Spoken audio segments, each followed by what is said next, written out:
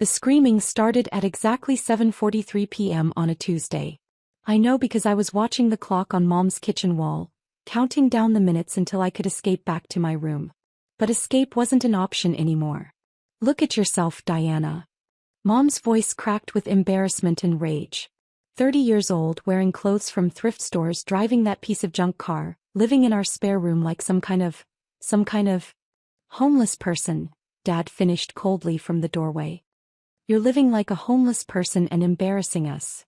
I sat quietly at their kitchen table, still wearing my favorite flannel shirt and jeans that I'd bought for $12 at the Salvation Army. To them, I looked like failure incarnate. To me, I looked comfortable. The Hendersons asked about you yesterday, Mom continued, pacing around the kitchen like a caged animal. They wanted to know why our daughter dresses like she shops in dumpsters and drives a car that belongs in a junkyard. My car was a 2007 Honda Civic with 247,000 miles on it. It ran perfectly, got excellent gas mileage, and had been with me through 4 years of college and 6 years of building my business. I loved that car. What did you tell them? I asked quietly. What could I tell them? That our daughter is 30 years old and has nothing to show for her life? That she works some mysterious job she never talks about and lives like she's broke? Dad stepped into the kitchen, his face red with frustration. Your brother just bought his second house. Your sister's kids are in private school. And you look like you can't afford a decent meal. I could afford a lot more than a decent meal, but I'd learned long ago that my family wasn't interested in hearing about my work. Every time I tried to explain what I did, they'd glazed over and changed the subject to Marcus's promotion or Jessica's new BMW. We've been patient, Mom said, stopping her pacing to stare at me. We've let you live here rent-free for 2 years while you figure out your life. But enough is enough. I pay rent, I said quietly. $500 a month is not rent in this neighborhood. It's charity.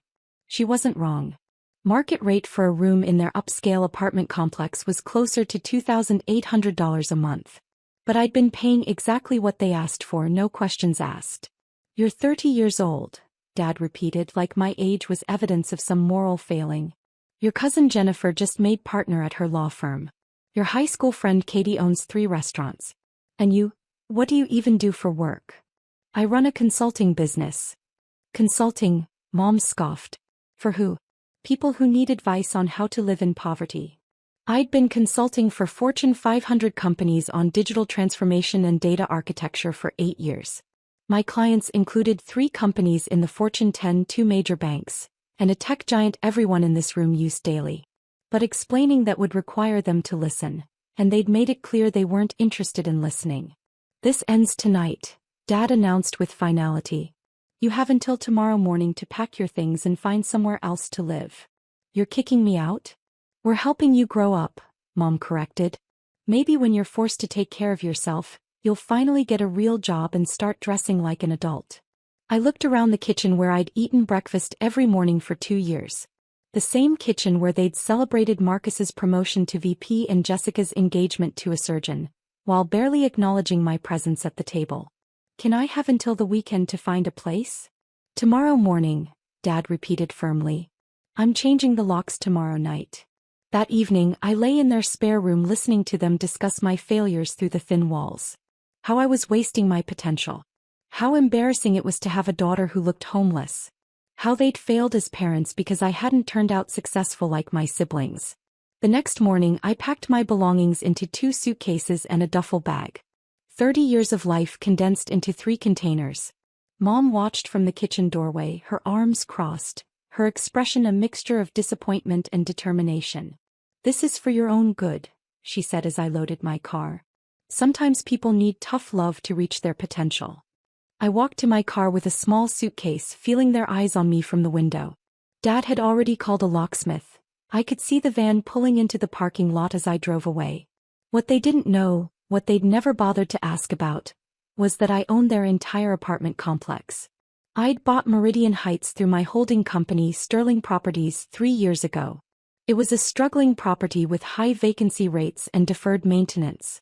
I'd purchased it for $12.3 million, spent another $4 million on renovations, and turned it into one of the most desirable residential complexes in the city. My parents lived in Unit 4B. Market rate, $4,200 per month. Their actual rent, thanks to the family discount I'd built into the system, $1,800 per month. They thought they'd gotten lucky with a rent-controlled apartment. They had no idea their landlord was eating $2,400 monthly losses to keep them comfortable. I drove to my real home, a modest 3-bedroom house I'd bought outright 4 years ago in a quiet neighborhood across town. Nothing fancy, nothing that would impress anyone, but it was mine. Completely paid off, no mortgage, no landlord, no family drama. My phone rang as I was unpacking. My property manager, Janet. Diana, I just got a call from the tenants in 4B. They want to add another person to the lease. A son who's moving back home. Marcus. Of course. What did you tell them? That any lease modifications need approval from ownership. Should I send them the paperwork? I thought about Mom's face this morning. Her certainty that she was teaching me a lesson about real life and responsibility. Actually, Janet, let's schedule a property inspection for Unit 4B. Tomorrow morning at 9 a.m. Is there a maintenance issue? Just a routine inspection. And Janet? Wear your official Sterling Properties uniform. Make sure they know you represent the ownership group. The next morning, I sat in my car across the street from Meridian Heights at 8:55 a.m. Through my binoculars, I could see Mom tidying up the apartment, probably annoyed that the property management company was interrupting her routine. At exactly 9 a.m. Janet knocked on their door. I watched Dad answer, saw him gesture Janet inside. I couldn't hear the conversation, but I could imagine it. My phone rang 15 minutes later. Diana, this is fascinating. The tenants had no idea who actually owned the building. When I mentioned that Sterling Properties had acquired it 3 years ago, the woman asked if she could meet with ownership about her son moving in. What did you tell her? That the owner prefers to remain private, but I could pass along any requests. She seemed stressed about something. Kept asking questions about the ownership group, the purchase history, that sort of thing. I could picture Mom's face as the timeline clicked into place. 3 years ago. Right when I'd supposedly started my mysterious consulting job, that she'd never believed was real. Schedule a meeting for this afternoon. Conference room at the Sterling Properties office. Tell them the ownership group will consider their lease modification request in person. At 3 p.m. I sat at the head of the conference table in our downtown office, wearing my only business suit and trying not to smile. Janet had briefed them that the ownership representative would review their case personally.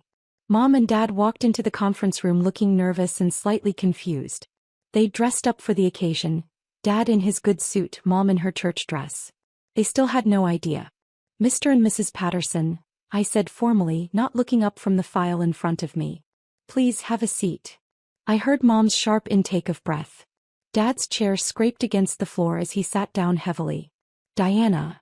Mom's voice came out as barely a whisper. I looked up with the same expression I used for difficult client meetings.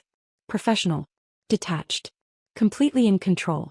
I understand you'd like to modify your lease to add an additional occupant to Unit 4B. Dad found his voice. You own our building? Sterling Properties owns your building. I own Sterling Properties. I opened their file, spreading the documents across the table.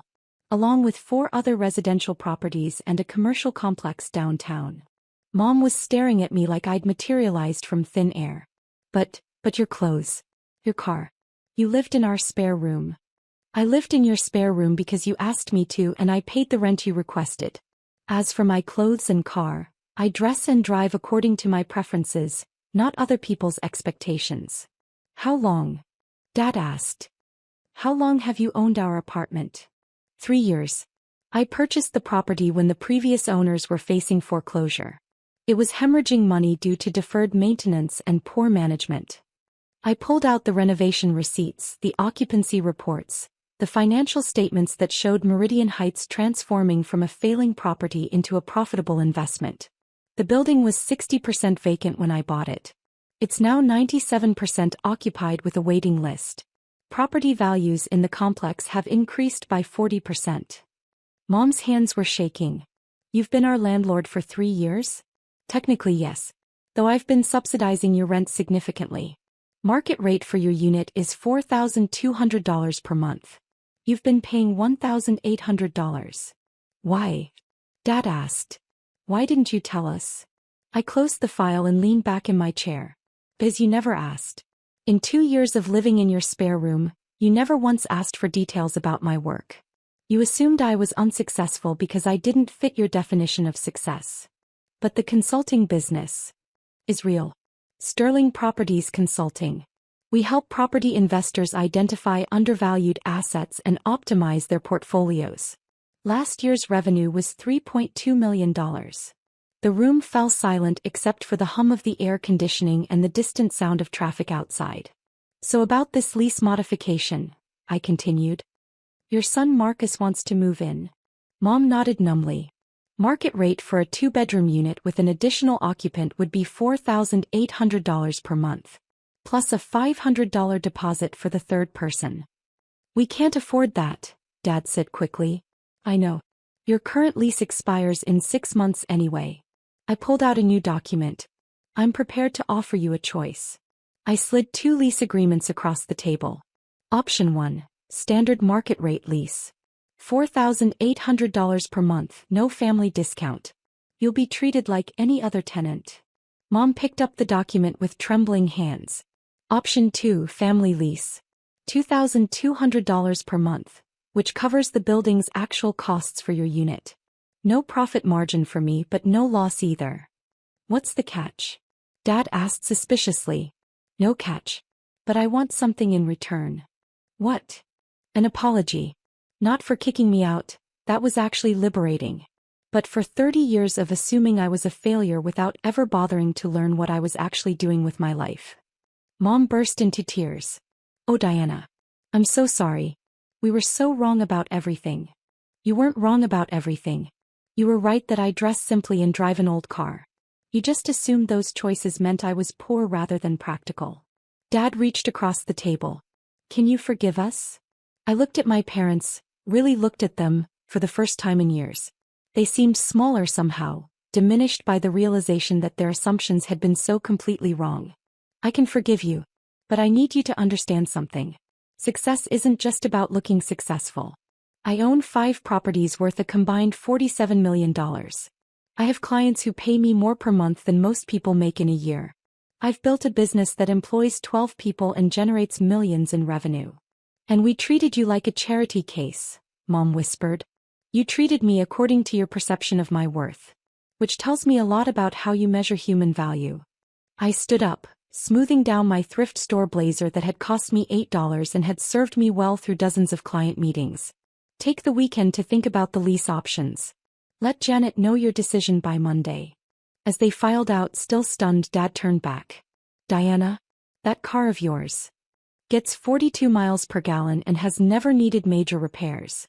It's the most reliable car I've ever owned. He smiled sadly. I guess we have a lot to learn about you. That evening I sat in my paid-off house, looking through the financial reports for all my properties. Meridian Heights was performing better than ever.